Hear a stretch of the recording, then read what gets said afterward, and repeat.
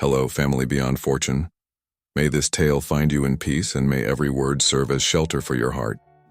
Today I invite you to walk through glass towers and shadows, where power feels cold, yet hope insists on breaking through the cracks. Take a deep breath. The city is awake, and as always, destiny loves to play with half-open doors. Down below, New York shimmered like a sea of neon. The wind threaded through the avenues with a damp whisper, promising rain. The clock had just crossed midnight when the clouds gathered in dark pleats like curtains about to rise. High above, a mirrored skyscraper divided the sky with its column of light. Silence lingered, the kind that announces storms. Ethan Hale stood watching the metropolis from the glass terrace of Hale Residences. CEO of Hale Dynamics, people spoke of him with cautious respect and a trace of fear. Too young for so much power, too old in his scars. His right wrist carried a discreet bandage, a reminder of a recent car accident. His gaze was ice, shielding, a story no newspaper could contain. The apartment resembled a museum of minimalism, clean lines, silent surfaces, expensive emptiness. Ethan moved little, delegated much. Loneliness there was another wall, transparent, yet dense. The phone buzzed insistently on the table, London calling. He answered without emotion, closing a negotiation in 2 sentences. Sometimes the world bent to his pace. Sometimes it charged interest. 3 floors below, Maya Brooks bit her lip before a blank screen. A journalist by calling, a freelancer by necessity, and a barista whenever rent screamed louder. She had grown up learning to say no where everyone expected a yes. She wore humor like an umbrella and principles like a compass. That night her only companions were a thin wallet and a stubbornly unwritten article. Her studio smelled of coffee and of rain about to fall. A wall of cheap notes held up expensive dreams. On the desk, clippings about tech conglomerates and discreet philanthropists, one in particular, Ethan Hale. She didn't romanticize wealth, nor despise it for sport. She wanted truth, and truth, she knew, often came padlocked. The building, luxurious and almost religious in its silence, kept secrets the doorman never commented on. Cameras blinked, elevators hummed in metallic tones. Neighbors here were shadows with a zip code. Maya had learned to double lock her door, almost always. Almost. Up top, Ethan lifted a bottle of single malt as if placing a period on the night. The phone rang again, this time from Zurich. He walked toward the elevator, mind wrapped in numbers, pressed the panel without looking, and descended. "Sign and send it tomorrow," he said before the final beep. Between the 58th and 55th floors, thunder lit the sky from within. On the 55th, Maya switched the news for an old thriller. The screen trembled, the script predictable. The heroine hears a noise in the night. The lock turns. Her heart races. Maya smirked alone. If that ever happens to me, this frying pan will solve it. That was when her own doorknob actually clicked open. Her body moved before her thoughts. Maya slid into the kitchen and grabbed the cast-iron skillet like an heirloom weapon. The TV in the background narrated a crime that didn't even need soundtrack. The hallway held its breath. The door opened 2 inches, then 3. The world shrank to fit that crack. A shadow stepped in with the ease of someone who belonged. Tall, immaculate, distracted on the phone, an expensive coat, a stride that owned the floor. "Yes, close the deal. No interviews tomorrow." The deep voice said. Maya felt her spine freeze, her courage boil. Instinct raised her arm. The iron cut an arc through the dark. Thump, shattered silence. A low groan. The glass in his hand exploded against the floor. Maya flicked on the light with a snap and froze pale. The intruder on the ground, hand pressed to his temple, was a face she recognized from business profiles. Ethan Hale blinked, slowly with the disbelief of a man who never thought he'd be knocked out by a frying pan, until he was. "Oh my God." Maya dropped the skillet, the metal ringing like guilt. "I thought..." The words died in her throat. Ethan's glare rose sharp, cold, pained. Perfect, you thought? Now think about the lawsuit. His voice came in blades. He glanced around, noticed the number on the door. The mistake was his. The damage too. Pride then. Improvised punishment. You're bleeding, she whispered, watching a red line underline his brow. Hospital, she urged, phone in hand. Ethan snatched it back with precise indifference. No police, no noise, not a word about this. The sentence carried the weight of a contract signed in fear. The building's infirmary looked torn. From a Swiss catalog, steel, cotton, hushed voices. A nurse cleaned the wound, stapled the skin swiftly, applied a bandage that seemed more expensive than Maya's rent. Ethan endured without flinching, as though pain itself had signed an NDA. Superficial, the nurse said. It'll hurt tomorrow. He was used to pains that always hurt later. On the way back, the elevator mirrored them like strangers caught in a conspiracy.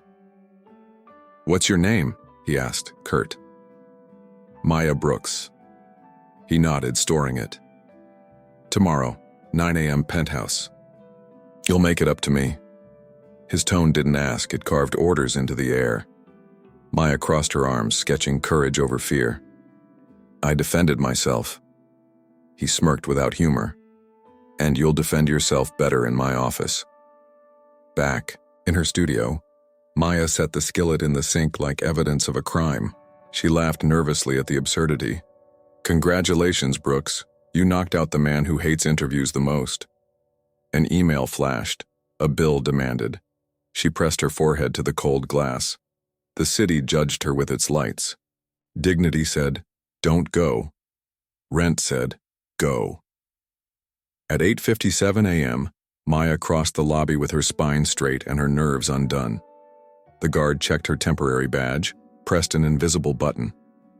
The panoramic elevator cut through the building, revealing a parade of plants, silent art, important people. She practiced her line. It was self-defense, and your door was open. Ethan awaited her against a wall of glass that turned the city into a carpet. Dark suit, pale bandage, eyes weighing spines of books and people alike. 2 options, he said, skipping pleasantries.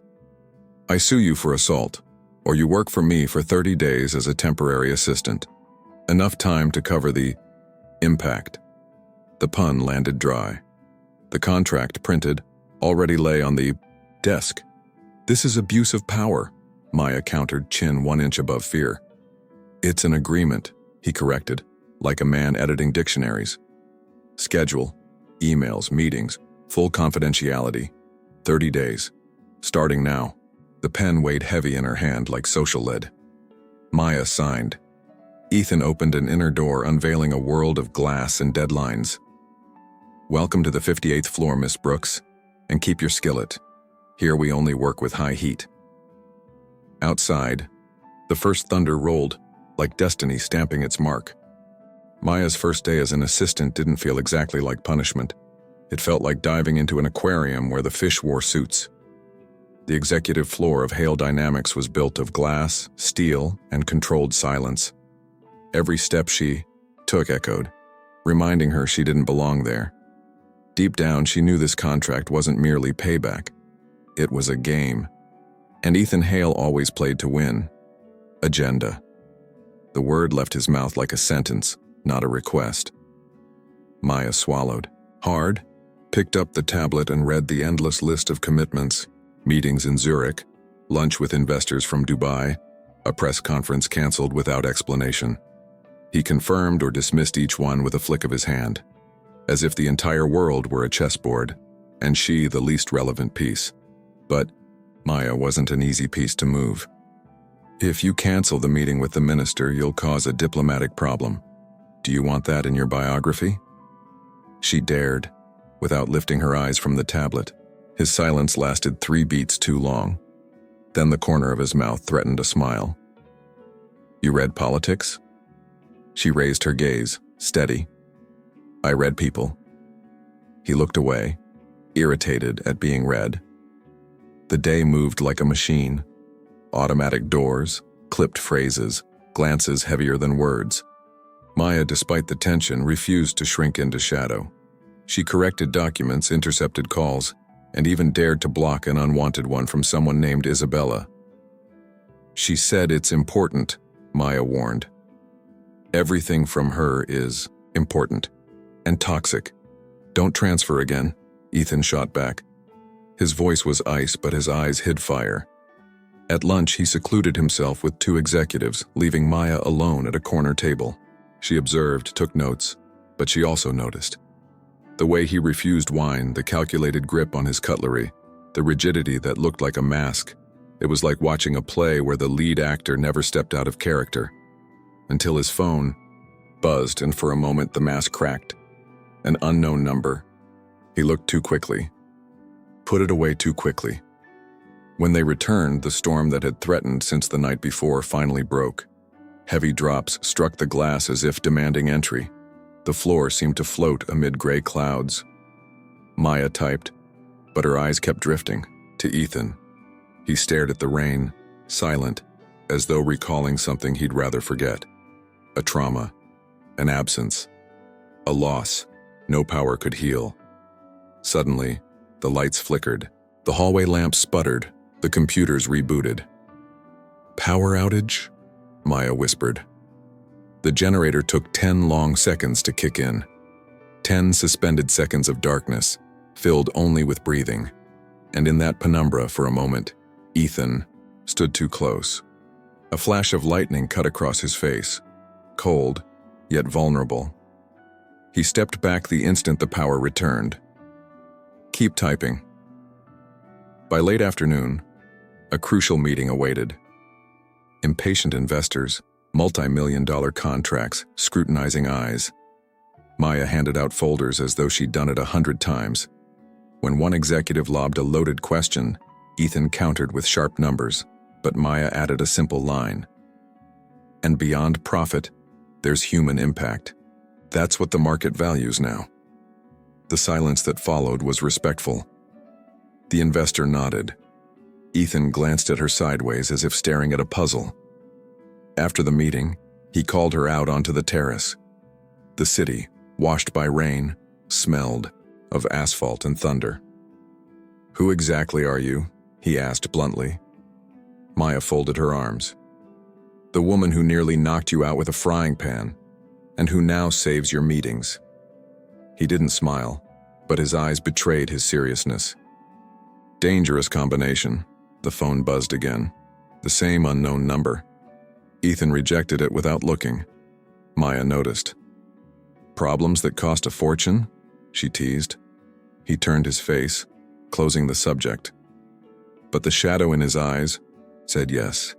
They cost dearly, and perhaps they were already inside the building. The wind cut across the terrace, but it wasn't the cold that made Maya shiver. It was his silence. Ethan rarely lacked words. He always had a reply, a retort, a defense. But here, at the suggestion that he was hiding something, he only pressed the phone tighter in his pocket, as if it held a secret that could bring everything down. Maya arched a brow. Not my business, right? Only, if a man with your enemies has something to hide, sooner or later someone will find out, and I won't be the one paying the price. Her boldness cracked his icy facade for a second. Ethan turned slowly, his stare so intense it nearly made her retreat. Nearly. You have no idea what you're talking about. His voice was low, laced with restrained anger aimed not at her, but at himself. Maya drew a steady breath and held his gaze. Then give me an idea, or keep suffocating in this glass world, pretending no one sees the cracks. Thunder roared behind them as if underlining her words. For the first time, Ethan's eyes shone not with arrogance, but with exhaustion. He exhaled, turning his gaze to the rain-soaked horizon. Sometimes protecting someone means lying to everyone, even to yourself. Maya studied him in silence, surprised by the cryptic confession.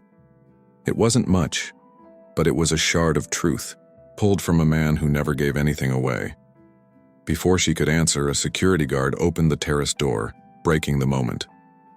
Mr. Hale, the car is ready. Ethan only nodded. Maya, torn between frustration and curiosity, followed. That unfinished conversation smoldered like embers under ash. In the elevator, the tension was nearly tangible. The metallic hum of gears blended with restrained breaths. Maya kept her eyes fixed on the descending numbers, but she felt his gaze, analyzing every movement, every silence. When the doors opened to the lobby, she hurried out, needing to escape the magnetic pull. In the car, the driver focused on the rain-slicked road. The city mirrored lampposts in deep puddles as though New York were a shattered mirror. Ethan worked on his laptop, but his fingers tapped without conviction. His gaze drifted off the screen. Maya noticed. Behind the Empire, there was a man teetering on the edge of something he refused to admit. When they reached Maya's building, simple, stripped of his world's luxury, she gave a quick nod of thanks.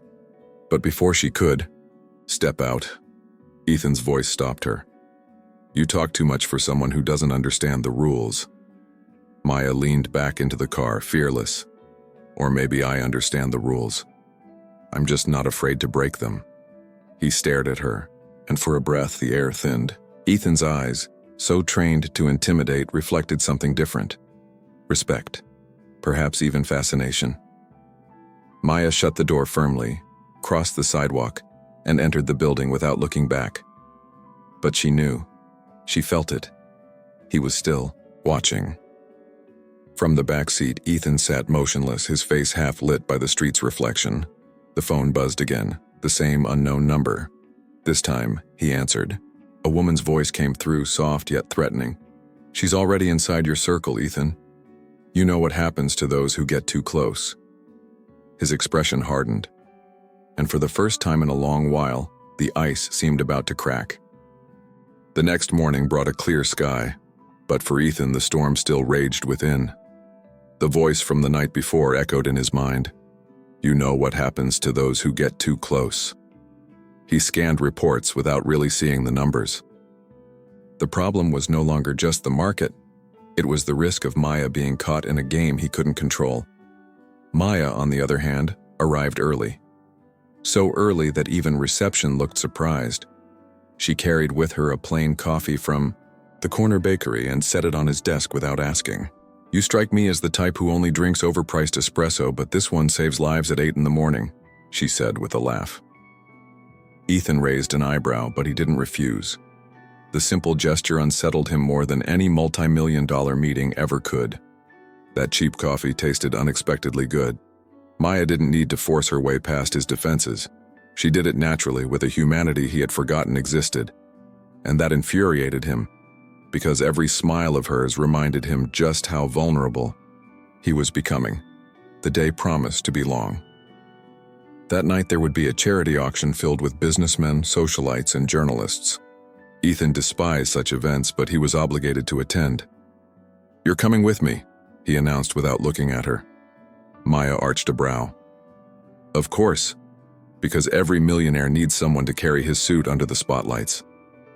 He didn't answer, but deep down it was more than that.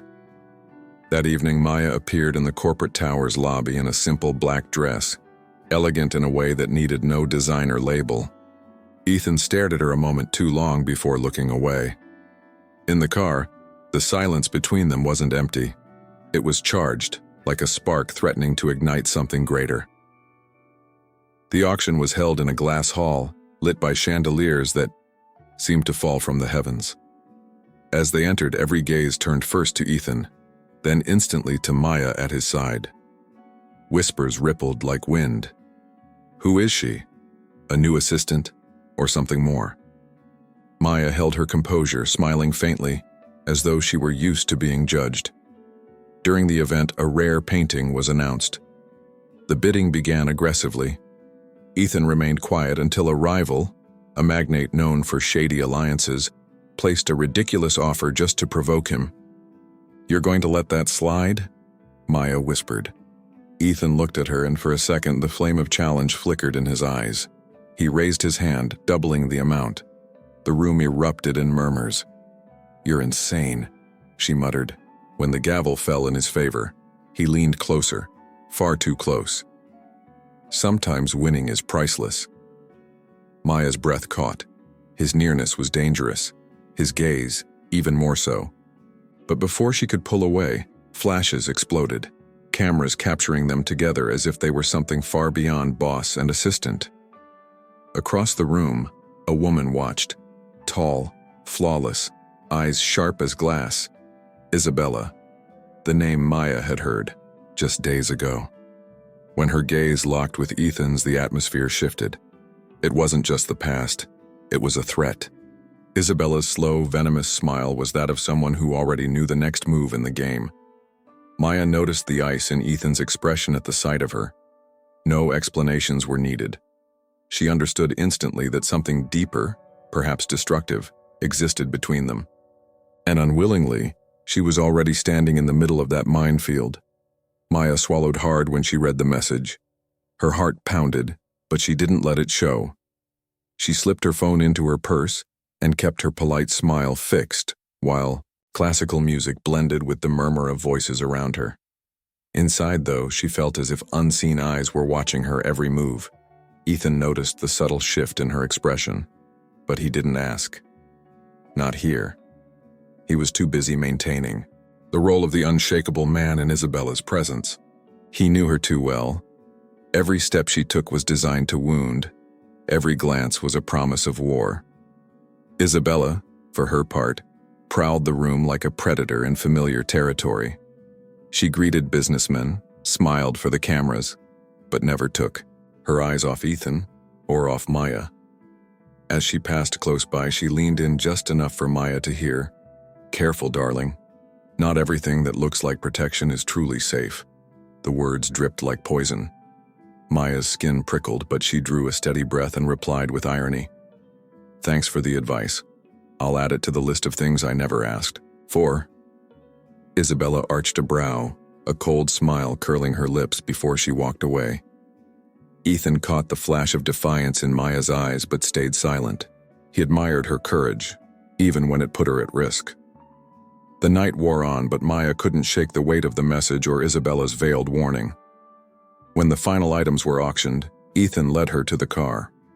Photographers swarmed, their flashes lighting up their faces as though they were the stars of an unfolding scandal. Inside the car, the tension finally snapped. "Who is she?" Maya asked, her voice low but steady. Ethan remained silent for a few seconds, staring at the city's reflection in the window. "Someone who should have been out of my life a long time ago." The vague reply only deepened her storm of doubts, and yet she's still in it, not just in your life, but in your head. Maya pushed, knowing she was striking a nerve. Ethan turned abruptly, his eyes blazing. "Don't talk about what you don't understand." The silence that followed was so heavy the air seemed thin, but Maya didn't back down. "Maybe I don't understand because you never let anyone close enough to try. You'd rather carry it all alone. But that's not strength, Ethan. That's fear." Her words hit him like an invisible blow. He turned away, unable to respond. The car glided through the rain-soaked streets before stopping in front of Maya's building. For a moment, neither of them moved. The silence was heavy with everything unsaid. Finally, Ethan broke it, his voice quieter, almost human. "Don't underestimate how much you can get hurt just by being near me." Maya stepped out, but before shutting the door, she leaned back slightly, her eyes locking with his. "And don't underestimate how much I can take." Then she walked inside, leaving him alone in the car, staring into the night's emptiness. For the first time in years, Ethan Hale wasn't sure who was saving whom. Dawn looked innocent, but its brightness carried hidden barbs. Maya arrived early, crossing the lobby like someone who refused armor. The guard averted his eyes too quickly, a sign of an unspoken message. On her tablet, notifications burst, like rain against glass. Subjects: leak, confidential memo, anonymous source. Her breath shortened, but her stride remained steady. Someone had pulled an invisible string inside the company. On the 58th floor, the hallway was cold as an operating room. An assistant whispered, "Stay strong," without moving her lips. On Maya's desk sat a folder sealed with red tape. Label, Compliance, Urgent. Inside, screenshots of emails she had never written. Her name, her address, her supposed leak to the press. The forgery reeked of the night before. Ethan found her standing, holding her posture with her fingernails. He grabbed the folder, flipped through it, jaw tight, gaze like a blade. This went to the audit committee before it came to me. The wound wasn't doubt. It was protocol stabbing trust. I didn't send anything, Maya said, firm but calm. I know, he answered, though his eyes declared war. And someone wants me to forget that I know. The 9 a.m. meeting erupted. Expensive chairs, cheap suspicions. Directors lined up. A lawyer spoke in frosted tones. While we investigate, we recommend Ms. Brooks be suspended. The word recommend carried the stench of a sentence. Maya stared down every pair of eyes without blinking. Ethan clasped his hands, swallowing steel. She stays, under my responsibility. The silence quivered but didn't break. Isabella walked in 2 minutes later, the kind who is never late. Flawless dress, sharp perfume, smile that didn't embrace. What a shame, Ethan. Houses always fall because of their weakest bricks. Maya saw the theater, the audience, the rehearsed script. She didn't answer. She saved her gunpowder. If we're done, I have a lunch, Isabella said, feigning lightness. But she left behind a trail of moral dynamite. In the office, Ethan shut the door with a gesture begging for truce. Don't walk alone today and don't answer unknown numbers. What's next, a leash? She shot back, eyes blazing. He breathed, losing rhythm for the first time. I want you unharmed when this blows up. His care was a double-edged blade. It protected, it cut. Maya nodded, but kept her own plan. She went to the IT team wearing a smile like she brought coffee. I need logs. Servers love to whisper the truth, she said. A nervous analyst, fingers flying, pulled recent trails. A remote access in the night, credentials cloned. M. Brooks. The IP traced to a floor she had never set foot on. Screenshots, timestamps, the entire trail saved to a flash drive. The ember became a flame with an address. In the hallway, the elevator opened to its own trap. Isabella stood there, alone, a polished mirror of intentions. Lovely to see an amateur playing detective, she murmured. Maya leaned against the glass wall, unshaken. Lovely to see a professional tripping over the obvious. Isabella tilted her head, smile that never reached her eyes. Careful not to mistake courage for a noose. The auction of the night before replayed in shards. The flashes, the whispers, the costly painting, and the message. It all felt like the trailer of a film already playing. Maya adjusted her badge like someone adjusting her pulse. She returned to the 58th floor with measured steps and rising. Resolve. If they wanted to frame her, they'd have to run. She still chose when to stop. In the office, Ethan spoke low with the company lawyer. Words like injunction, chain of custody, affidavit hovered in the air. Maya set the flash drive on the table with a hard click. Access logs, IP, time, wrong floor, cloned user. Ethan's eyes shifted temperature from ice to steel. We're going to the data center now. The decision felt like a door opening into darkness. The basement smelled of ozone and secrets. Rows of racks gleamed like electric hives. A technician opened paths with badge and dual passwords. In the fiber cage, switches blinked in Morse code. Ethan examined a side door, nearly invisible. Magnetic lock, seal intact, camera conveniently offline. The elegance of the crime was almost a compliment. Maya crouched, eyes scanning the panel's baseboard. Something metallic, small, tucked behind a rail. A microtransmitter, fresh battery, hungry for data. Someone doesn't trust their own script, she murmured. Ethan lifted the device with gloves, eyes darkening. Now we have evidence. And an enemy unafraid of the light. On the way back, the elevator froze between floors for 3 seconds. just long enough for fear from the last chapter to whisper. Maya held her breath, exhaling slowly, glancing at Ethan. "You think she stops here?" "She never stops where she started," he replied, honest. And in that honesty, the distance between them gave way. The silence became less hostile. Back upstairs, the audit board awaited like a tide against rock. Ethan laid down the transmitter, the photos, the logs, the timeline.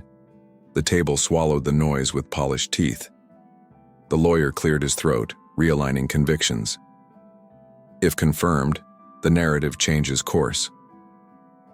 Isabella was no longer in the room, but her shadow lingered, and she hated losing her own script.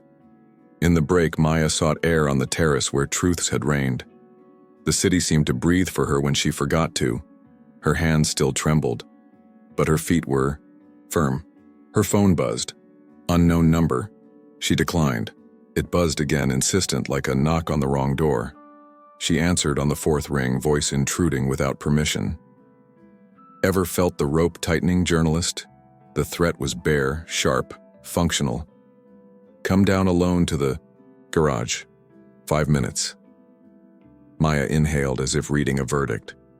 She hung up, looked at the city, and saw mirrors. She sent Ethan a short text. "Trust me," then deleted it instantly, leaving only its echo in her chest. Some battles demanded an empty audience. The garage smelled of wet rubber and film noir. Footsteps echoed behind columns, shadows in motion. "You wanted logs, found yourself a toy," a voice mocked. Maya kept her chin high, hands empty, eyes alert. "You fear what's written. I pity you." A man appeared, hooded, gloved, metal in hand. "Hand over the drive, and we'll walk." "Out, friends. Friends don't jam elevators," she shot back, stepping closer. The wrench's blade gleamed in the blue neon. He gestured, impatient. "Last chance, pretty thing." Maya measured distances, columns, the out-of-order camera. Her smile was brief, almost daring. "Last chance is yours." And she kicked his knee with the precision of practiced limits. The man collapsed, metal clattering against the rough floor.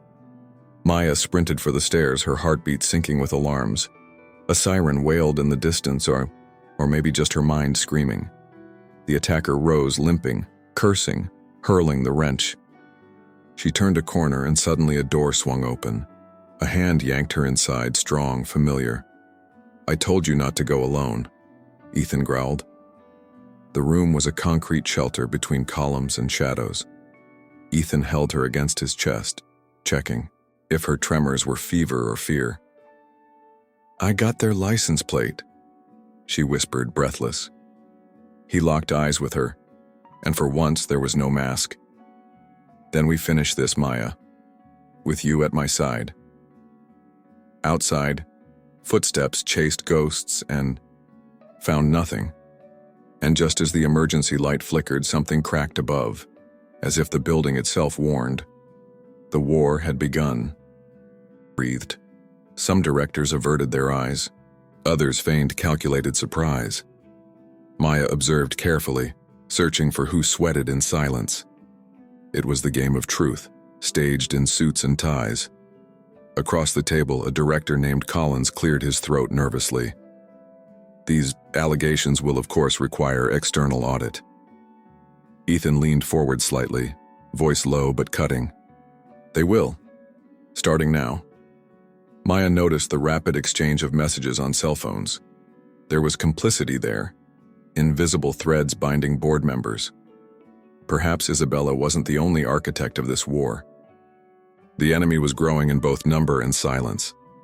After the meeting, Ethan pulled Maya into his office. The curtains were open, London sprawled beneath them like a chessboard. "You nearly died last night," he said, his voice trembling with restrained anger. "And yet you still got up with evidence in your hand." She drew a deep breath, meeting his eyes with resolve. "You don't understand. If they want me out, it means I'm dangerously close to the target." His gaze softened, a blend of admiration and fear. Ethan's phone buzzed on the desk. An anonymous call. He answered without hesitation, switching to speakerphone. "Mr. Whitmore, Ms. Brooks is throwing away more than she realizes." The voice was masked, metallic, engineered to instill fear. "If she continues, there will be nothing left but silence." The line cut, leaving only a cruel static. Maya closed her eyes as if tasting poison. "They know your every step," Ethan muttered, staring out the windows. "And still you dragged me into this storm." Maya straightened her shoulders, resolute. "Because I don't fight alone." He studied her for long seconds, and something gave way in his walls. A discreet flame of vulnerability broke through the steel of his eyes. "You remind me I still have something to lose," he confessed quietly. She swallowed hard, startled by the revelation. That afternoon, Maya sought refuge on the company's terrace. The wind cut sharp, carrying the scent of impending rain. She leaned against the railing, recalling childhood in forgotten neighborhoods. There she had learned early to spot those who smiled with knives in hand. The same intuition pulsed now, warning her that worse was coming. In the glass reflection, she caught someone watching from afar, a shadow that vanished too quickly. Later, as she left, she found an envelope pinned to her car's windshield. Thick paper, black ink, letters too elegant for a threat. "Maya Brooks, know that you are not facing just one person. With every word you write, you touch a fortune built in blood. Turn back while you can." The note bore no signature, only a seal in wax, a circle split in half, like a ruined eclipse. That night at dinner, Ethan opened an expensive bottle of wine. There was no celebration, only the need to silence the chaos. "They want you to quit, to run," he said. "But if you continue, you could lose everything, even us." Maya set the untouched glass down, her eyes steady. "And if I stop, I'll already be lost." Her conviction wounded and healed at once. On the restaurant's TV, breaking news flashed. Whitmore Group under investigation for tax irregularities.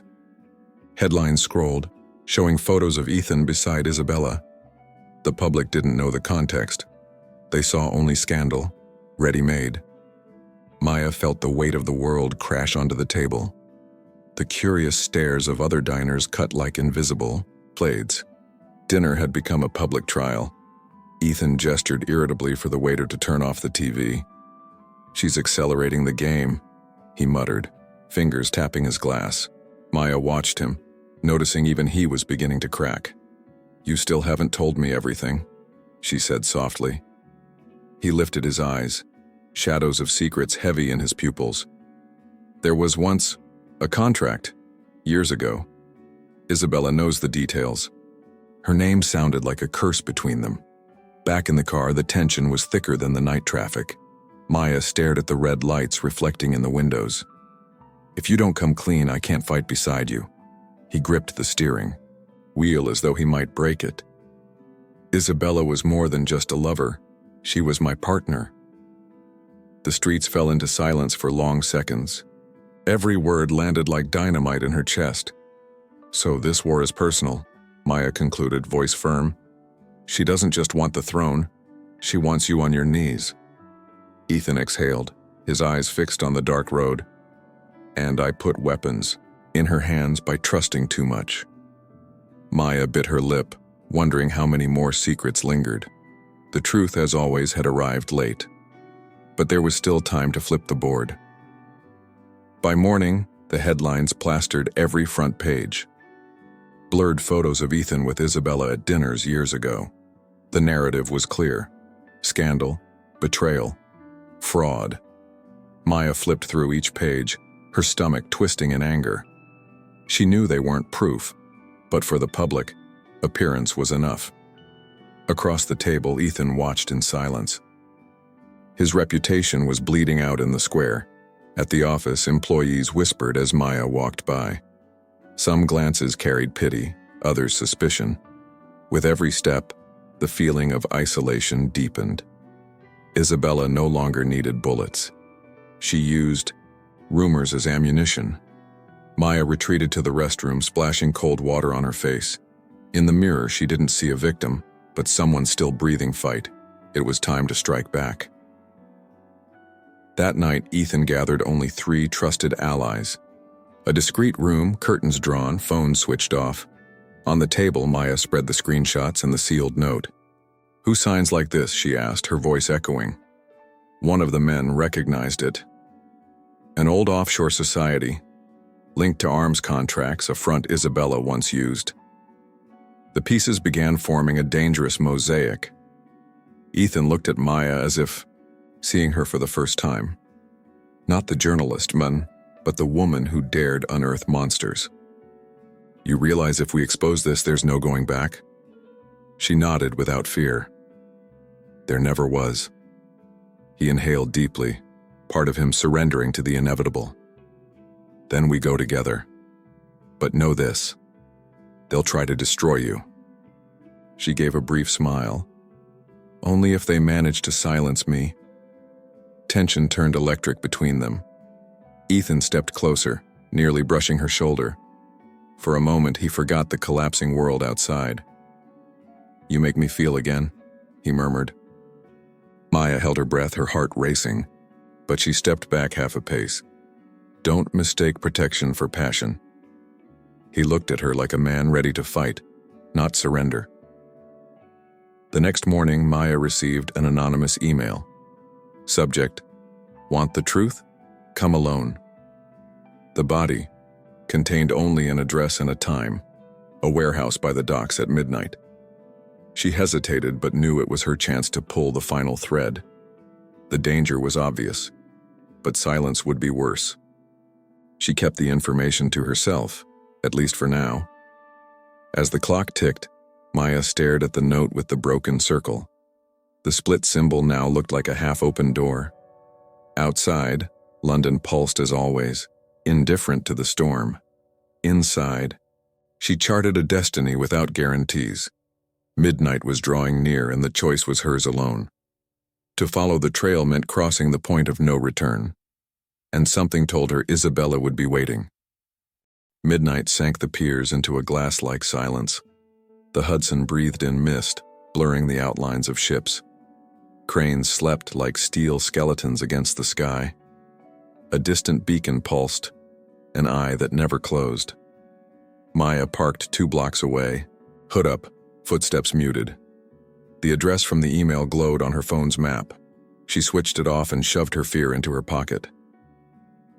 Warehouse 17 had walls wounded with rust. Tall doors, loose chains, padlocks far too new. A carved symbol on the sheet metal made her stop. A circle split in half, black wax still fresh. The same seal as the note left on her windshield.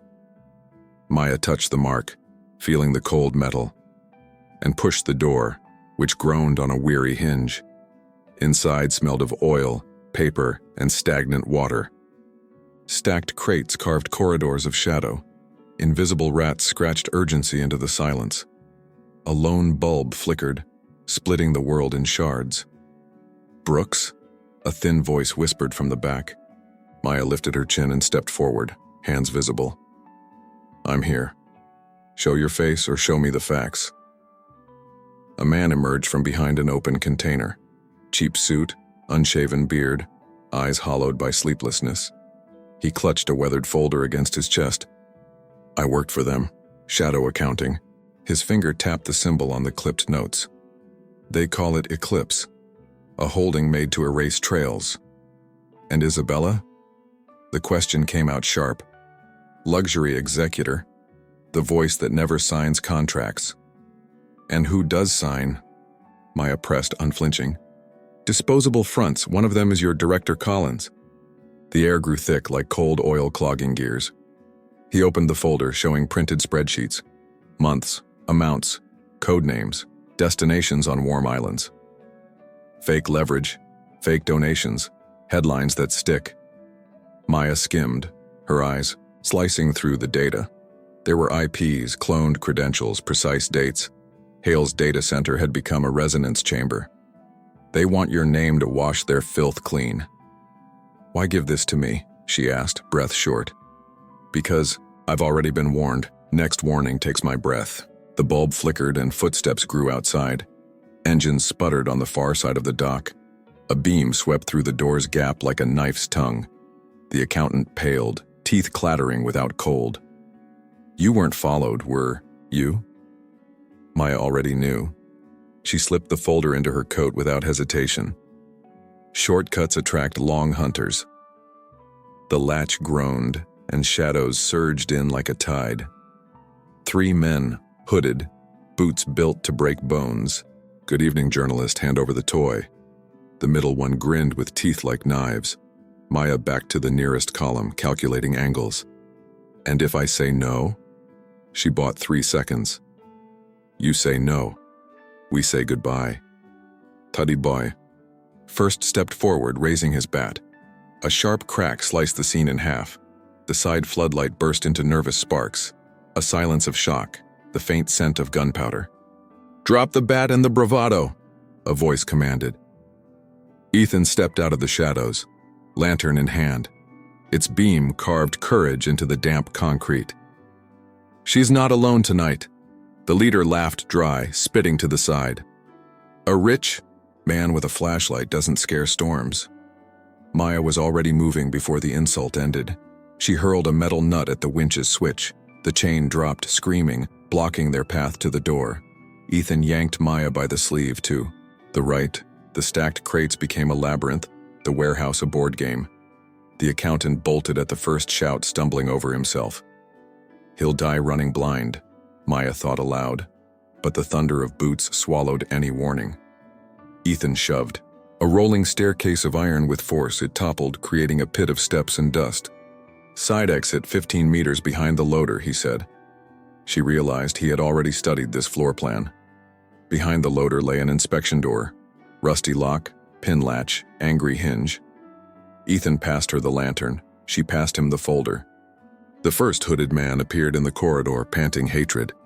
Maya grabbed a fire extinguisher, recalling the garage. A white jet blinded eyes and certainty for seconds. Ethan rammed the door open with his shoulder, steel against bone. The alley outside smelled of dead fish and stale rain. Distant sirens sang like promises too far away. Cars 2 blocks parallel street, Maya gasped. Different street, same destination, Ethan agreed, running. Behind them, footsteps hammered like a broken drum. Maya clutched the folder to her chest, like a borrowed heart. Every corner felt like a test of faith. They turned onto West 12th, yellow lights fractured in puddles. A dark sedan slept under a low awning. Ethan unlocked it silently, a gesture second nature. You shouldn't have come, she said, not angry. I came before you even thought of coming, he countered. You underestimate me or you read me too well? She asked. I chose to catch up to you, he answered simply. Inside the car, their breath took time to settle. Ethan started the engine, killed the headlights, waited.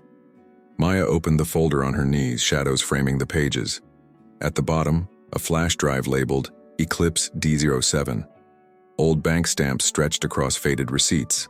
Spreadsheets tied Collins to an offshore in Bermuda. Smaller names closed the chain like shackles. This could topple an entire board. Ethan whispered gravely. And splash back on you if I miss the target, Maya replied. What's your plan? He leaned back, listening. 3 copies, 3 destinations, 3 clocks, she recited. Independent audit, state prosecutor, and 1 fireproof newsroom. And your skin in this? He pressed the human point. My skin is the fair price of my signature. A headlight swept through the car for 1 second. A sedan crawled past, hunting ghosts with its plates. Ethan waited 2 more, shifted gear, and glided away silently. The west side bridges slept, like the backs of whales. Maya tucked the flash drive inside her coat lining. The small weight shifted the night's entire axis. She knew. There was no turning back now. About that contract you hid, she said at last. It was venture capital with dirty collateral, wasn't it? Ethan bit back, then let it out. She lent me reputation to buy time, collected my soul. Then we cut the rope and exposed the price, Maya declared. He glanced at her quickly, pride and fear flickering. You find me when I lose myself. At a red light, the city seemed to hold its breath with them. Ethan turned left, dodging a stray patrol car. Maya's phone vibrated against the fabric, insistent. No number, no greeting, just a live photo. The two of them leaving the warehouse, 1 minute ago. A curt caption burned her eyes. Lovely couple. Her blood froze, then boiled. They're one step behind and one floor above, Maya said firmly. Then we climb and retreat at once, Ethan answered. You make the copies, I'll make legal noise. She nodded, hand firm on the war folder. Outside, the night shed its skin without warning. Another email arrived, subject flashing like a siren. Midnight again. Final warning. Eclipse wants to see the sun. The night fell over Manhattan like molten lead. The sky, heavy with clouds, promised a rain of steel. Maya scrolled feverishly through the files on her laptop. The spreadsheets breathed like living proof of a crime. Collins's name cut through, every tab like a scar. And in the corner, one word pulsed: eclipse. The silence of the room was broken only by the key's rhythm. Ethan, leaning against the wall, never took his eyes off her. His suit still bore stains of dust from the warehouse. He fiddled with his watch as if measuring a sentence. You know this could cost us everything, right? His voice wasn't fear. It was a verdict. Maya lifted her gaze, eyes firm as wet stone. It's already cost us. They just don't know how much yet. Thunder split the sky outside, rattling the windows. The screen flickered, the network stuttering like a heart in arrhythmia. She saved 3 copies as promised into twin folders. Prosecutor, newsroom, and someone I trust. Trust. That doesn't exist in this game, Ethan muttered. It does, or you wouldn't still be here. He fell silent, swallowing his reply along with his pride. Maya's phone buzzed again, cold against the table. An anonymous message. No sender, just a short audio file. She tapped play, and a woman's laughter spilled into the room. Then a velvet voice. You're late, darling. Ethan stiffened, recognizing the poison in the tone. Isabella. The name landed like a blade on the carpet. Maya stopped the audio, but the silence that followed was worse. She knows where we are, Ethan said through clenched teeth. Or she wants us to believe she does, Maya countered. She shoved the flash drives into her backpack without pause. We're not waiting to find out what's bluff and what's not. Ethan grabbed the car keys, pausing at the doorway. If we run every time, we'll always be prey. Maya drew a long breath. Then let's hunt. The streets poured heavy rain, like liquid mercury. Parked cars reflected headlights like watchful eyes. Ethan drove dark, slipping through alleys. He knew by memory. Maya, clutching the folder to her chest, whispered, What's the plan now? First drop, the Chronicle newsroom. And the second? The prosecutor's office, even if it cost me my job. A motorcycle tailed them for 2 blocks, engine drowning in rain. Maya watched it in the side mirror, heart beating in Morse. Someone's on us. Ethan swerved hard, cutting into Washington Street. The headlight followed, stubborn as a shadow. He pressed the accelerator, tires spitting water onto sidewalks. If it's them, they're not after intimidation. They want silence. The car dove under the viaduct, water splashing like shards. Ethan braked hard, headlights dead, engine waiting. The motorcycle roared past, speeding until it vanished. Maya exhaled, eyes locked on the mirror. A test just to measure how far we'll go. Ethan restarted, fists steady on the wheel. They'll learn courage isn't where we break. They reached the Chronicle building, facade of wet brick. Maya jumped out, hood low, flash drive in hand. The night guard scanned her ID, wordless. Inside, the empty newsroom echoed like an abandoned cathedral. Dormant computers, the stench of stale coffee. She connected to the internal server, hands steady despite the cold. Upload started. 3%, 7%, 12%. Ethan paced by the windows, wolf-sharp in vigilance. The storm outside swallowed distant sirens. How long? 10 minutes if the network holds. In the glass, a fleeting reflection froze him. A figure across the street. A red umbrella. Still, watching. He leaned closer to Maya, voice taut. "She's here." Maya kept her eyes on the screen. 28%, 31%, 36%. The cursor blinked like a stubborn heart on life support. The red umbrella hadn't moved. Ethan shifted noiselessly, guard posture carved in shadow. "Don't look out there. Look at the bar," he whispered. She nodded, fingers flying over shortcuts. The wall clock hammered seconds louder than rain. The lights flickered, a hum crawling across the metal ceiling. UPS units beeped in chorus like caged birds. Upload froze at 61%, the network, stalling. "We are not losing this," Maya vowed under her breath. She dashed to the photo department's backup router. "Cold spine, separate line," she explained, reconnecting. The bar lurched upward again. 64%, 67%. Ethan shoved a desk against the glass door. The guard glanced, confused by the silent standoff. "Technical incident," Ethan muttered, flashing a fake ID. Maya mirrored the upload to a hardened external server. Outside, the red umbrella moved 2 steps forward, then stopped. A taxi idled curbside, doors closed, engine humming. In the internal chat, she typed, "Ghost mode active." The intercom crackled, a female voice fractured by static. "Compliance consultancy surprise audit, open up." The guard turned to Ethan. Ethan shook his head. The voice returned, sharper, naming names that sliced the air. "By order of Isabella Grayson, hand over the media." Maya didn't turn, but the heat of fury flushed her skin. The bar, 73%. Her pulse, 180. Heels clicked on marble metronome of menace. A woman entered, gray trench coat, umbrella shut, black gloves, blade-like gaze, badge that reflected nothing. "We need today's mirror, now." She didn't breathe between words. Ethan's smile was sharp. "Bring a warrant, not riddles." Maya kept typing, splitting the stream into twin paths. 76%, 79%, 82%. Each number a rung on a shaking ladder. The fire alarm shrieked, needles in their ears.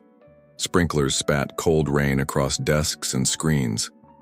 Paper turned into islands, cables into rivers, fear into backdrop. Maya threw her coat over the laptop without pause. "Protocol cuts the line," Ethan shouted over the din. "Not if I cut the right one," she shot back, flipping a hotspot. The bar staggered, but crawled. 85%, 87%, 90%. The woman in gloves raised her hand, subtle gesture. Outside, the taxi killed its lights, engine growling low. 2 men burst through the door, shadows at speed. Ethan swung a fire extinguisher, muscle memory of the garage. Maya slipped a backup drive into the lining of her boot. "If it dies here, it lives there," she muttered, hedging her bet. 93%, 95%, 96%. The newsroom drowning in rain. One thug slammed against the barricaded desk. Glass screamed, wood dragged, the lock cracked open. Ethan hurled the extinguisher in a white arc, powder-blinding rage. The woman lunged for the network cable. Maya slid beneath the desk, clamping the cord with her teeth. "This stays," she grinned, absurd amid thunder. 98% glowed like a beacon in filthy water, 100%. Green screen. Mirror complete, hash verified. Maya hit enter, dispatching validation keys to the backup. An automatic email soared to the prosecutor's office. The woman in gloves faltered, weighing loss against time. Real sirens now screamed outside. Closing fast. Ethan grabbed Maya's hand, saving and apologizing in one motion. "Fire exit, now." They ran through water and smoke. On the street, the storm fell biblical, washing everything clean. The taxi peeled away, empty, trailing smoke. On their windshield, a plastic envelope waited. Inside, a court order. Search and seizure. 8 a.m. Exact address. "They'll come in the morning," Ethan said, voice of wet steel. "Then tonight." "We deliver the second copy," Maya replied. And somewhere under a red umbrella, Isabella smiled. The New York dawn looked like a blurred photograph in shades of gray. Between distant horns and sirens tangled in the wind, Ethan drove without haste. The wipers beat in rhythm, but his eyes were far away.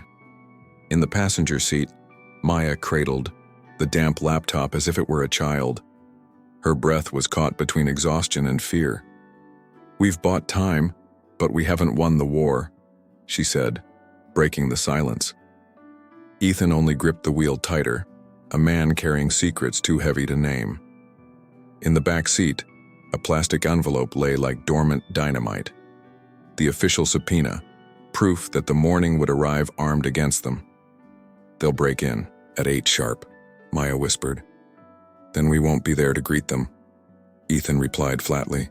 She turned her face, catching his reflection in the fogged glass. A hardened man, yet fractured and bleeding within. "You knew it would come to this, didn't you?" He exhaled deeply, letting the question dissolve into the blur of headlights. "I didn't know how much it would cost or who would pay the price." Maya hugged her coat close, trying to keep the cold at bay. But the weight wasn't the chill. It was the avalanche of choices. On her cracked phone screen, notifications pulsed like bullets. Unknown numbers, hungry reporters, and one name, blazing neon, E. Carter. A missed call, unanswered. She ignored it, though the name burned in her mind. Ethan noticed, though he said nothing, just pressed the accelerator harder. The car climbed a bridge surrounded by flashing lights. The city breathed around them, humid, infinite, suffocating. "If you want to walk away, I'll understand," he said suddenly. The words shattered Maya's defenses like glass. "Do you really think I'd be here if I wasn't all in?" The silence that followed was heavy, but alive. Ethan laughed softly, not joy, but recognition.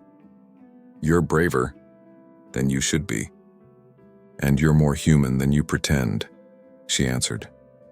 Their eyes met, fleeting, electric, inevitable.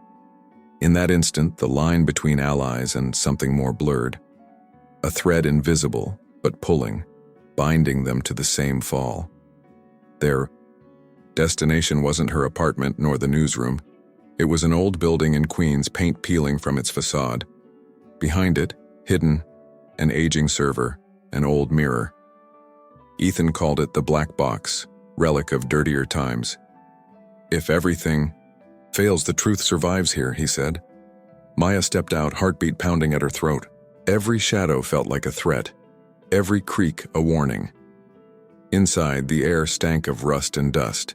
Fans spun like asthmatic lungs in a suffocating basement. Maya hooked up the laptop, cables twisting like veins. The system recognized the mirror, opening a portal. "Where's the rest of the files?" she asked. Ethan hesitated before answering. "On the drive she took." Maya's stomach dropped. "She who?" "The name you saw on the subpoena." His voice heavy. "Isabella Grayson." The ground trembled beneath her more than the building. The shadow of the past now had eyes and a face. "She won't stop until she destroys everything you touch." Ethan nodded, weary, resigned. "That's why we have to strike first, before she buries us alive." The clock read 4:12 a.m. Time slipped faster than the rain outside. Maya typed furiously, piecing together corrupted uploads. Images flickered. Falsified contracts, offshore accounts, lists of politicians. The web was bigger than she'd imagined, a map of rot. Ethan watched in silence, each line of code like a knife to the gut. If this gets out, no one in this city will sleep again. But every victory carried a new shadow. The phone buzzed, once more, relentless. This time, a message sharp as a blade. "Still time to quit? IG." Maya showed him, Ethan's fists clenched. "It's a warning," she said, searching for meaning. "No, it's a promise," he corrected, eyes locked on the door. Outside, a dark car idled, silent, patient. The warehouse door shivered as if breathing with them. Headlights spilled through cracks, slicing the dark. Maya swallowed hard, fingers racing across the keys. Almost done, she murmured, mantra against terror. Ethan moved closer, his body a shield, his breath a compass. Outside, footsteps pounded heavy against the dawn. Time was running out. The system groaned like a heart fighting to beat. The progress bar crawled, cruel and slow. 10% more and it's in the cloud, Maya said. Ethan nodded, gaze fixed on the steel door. Then came a pounding. Sharp, violent, final. Ethan's past had arrived, demanding entry. Open up or we break it down. Maya held her breath, refusing to stop typing. Every second was a knife drawn across her skin. Trust me, Ethan said, voice low, unyielding. He stepped to the door, palm pressed to cold steel. Isabella's ghost flashed through him. Betrayal, lies, venom. But this time was different. This time he wasn't alone. The door burst open, but not as expected. No armed squad. Only silence. A car peeled away in the distance, swallowed by night. Isabella hadn't come. She didn't need to. Her threats had already hollowed the bear. Ethan shut his eyes for a beat, understanding her game. But when he turned back, Maya was smiling at the screen. Done, she whispered. Victory dressed in breath. On screen, files multiplied like stars in a newborn galaxy. The truth had escaped. Alive. Unstoppable. Ethan exhaled, half laugh, half disbelief. The fall of an empire had begun. But more than that, a new kind of courage had been born. He reached for her hand, and she took it. The sun broke over New York, painting wet skyscrapers in gold. They stepped out as survivors of an invisible war. The city awoke, unaware history had shifted. Isabella could hide, but she had already lost. The evidence now ran free through the veins of the net. And for the first time, Ethan looked at peace. In the car, silence was no longer heavy, it was soft. Maya leaned her head against the glass, smiling faintly. Was it worth it? She asked, almost asleep. Ethan looked at her, eyes burning with rare intensity. Yes, because it wasn't just about winning, it was about us. She closed her eyes, tucking the words into her heart. No more masks, only truths. Days later, headlines exploded across the city. Corruption network dismantled. Magnate exposed. But between the lines, only one story mattered. 2 lives, worlds apart, stitched together by fire. Ethan and Maya had become symbols of something larger. Love, courage, and truth intertwined. In the rooftop garden beneath a clean spring sky, Ethan knelt. No contracts, no wagers, only love.